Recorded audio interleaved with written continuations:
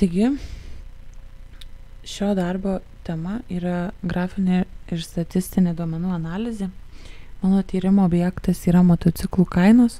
Duomenis rinkau pati skirtinguose internetiniuose puslapiuose, kuriuose yra parduodami motociklai. Taigi aš nagrinėjau motociklų kainas ir į savo regresinį modelį įtraukiau tokius duomenis kaip kaina, motociklo amžius, darbinis turis, galia bei rida. Tai yra visi skaitiniai veiksniai, kurie gali turėti įtakos kainai ir juos galima išspręsti skaičiais. Taigi galime pradėti nuo hipotezių iškėlimo, kai jau susipažinome su duomenimis. Ir tai yra prielaidos apie sąryšį tarp priklausomojo kintamojo, šiuo atveju kainos, ir veiksnių, kurie daro jam įtaką. Taigi hipotezės galima kelti tokias, kad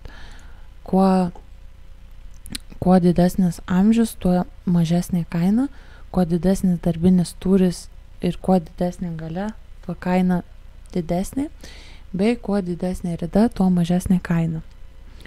Kai iškėlėme hipotezės, galime atlikti aprašomasias statistikas. Taigi, norint tai padaryti, turime pažymėti duomenis.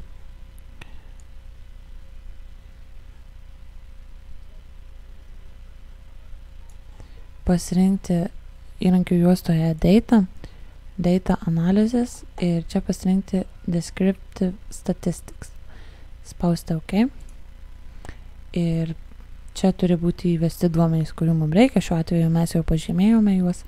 Tuomet būtinai pažymėti varnelę ant Labels in First Row, nes kadangi pažymėjome ir stulpelių pavadinimus, čia galime įvesti pavadinimą puslapio, į kurį norime gauti duomenis, ir būtinai pažymime varnelę ant Summary Statistics, kadangi mes norime gauti suminės statistikas.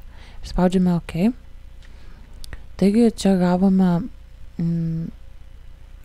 daug duomenų, tai iš kurių, pavyzdžiui, galime pažiūrėti, koks yra vidutinė motociklų kaina, amžius, darbinis turis ir taip toliau.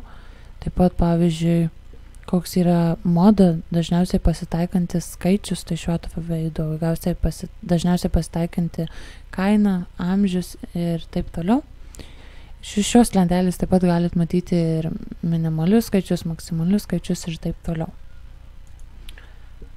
Taigi, kai atlikome statistinę analizę, galime atlikti grafinę duomenų analizę. Taigi grįžtam prie pradinių duomenų. Mes galime nusibraižyti histogramą.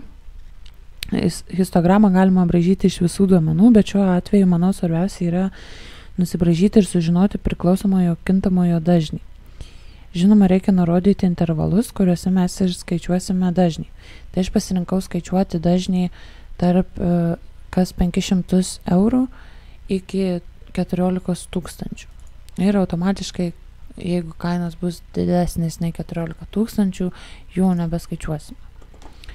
Taigi, norint pamatyti histogramą, reikia pažymėti duomenis. Tai dabar žymime kainą ir spausti vėl ant Data ir Data Analysis ir čia jau pasirinkti histogramą. Kadangi čia jau pažymėjau kainą, čia būtinai bin range reikia pažymėti dažnių intervalus.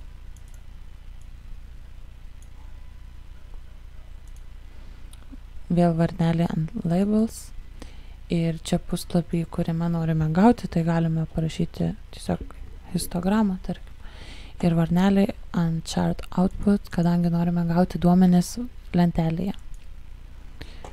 Na ir čia gavome duomenis, iš kurių galime matyti, kokiamis kainomis kiek yra motociklų. Tai daugiausiai matome, kad yra už 1500,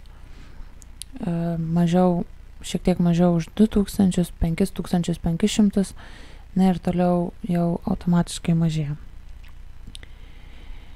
Taip pat galime padaryti sklaidos diagramas iš pradinių duomenų, vėlgi grįžkim, ir sužinoti, kaip, pavyzdžiui, priklauso kaina nuo motociklų amžiaus.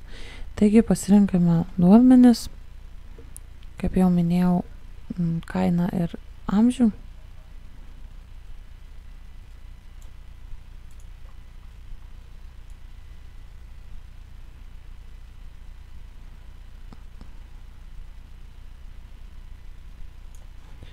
Ir tuomet įrankių juostoje spaudžiame Insert ir pasirenkame norimą diagramą.